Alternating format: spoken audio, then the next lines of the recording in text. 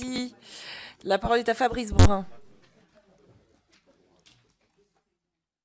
Merci Madame la Présidente. Moi je voudrais réaborder la question du financement de l'Agence des infrastructures de transport que vous présidez, Monsieur Béchu, parce que les automobilistes, les acteurs économiques, les usagers de la route payent 37 milliards d'euros de TICPE sur les carburants par an, donc de taxes hors TVA.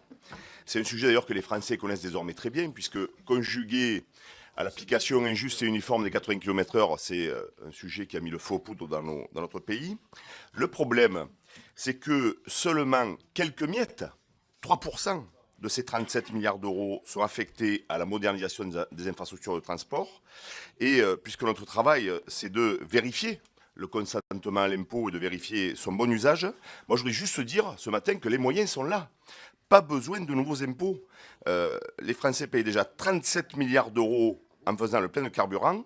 Et la seule question, c'est celle de leur affectation pour moderniser nos routes nationales, comme la route nationale 102, Monsieur le Président, que je vous invite à parcourir prochainement en Ardèche.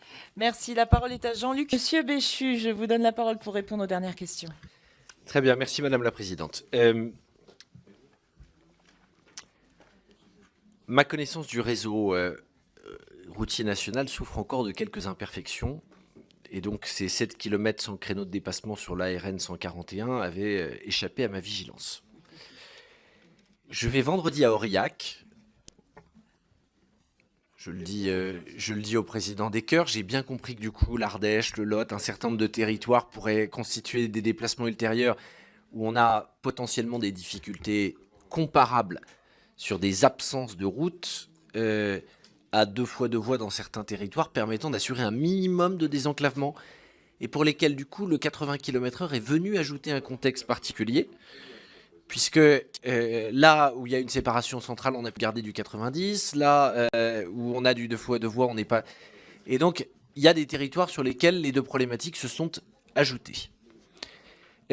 Dans cet esprit, j'ai parfaitement conscience du fait qu'il y a parfois, pour des investissements qui sont pas si élevés que ça, des conséquences pour un nombre de personnes qui sont importantes, et en plus, un sentiment d'injustice ou d'inéquité en regardant l'éventail des autres modes de mobilité auxquels ils pourraient accéder et qui sont absents. Donc, on a un sujet qui relève aussi de l'ordre du symbole, de l'ordre de l'accompagnement, et qui a une importance qu'on ne doit pas sous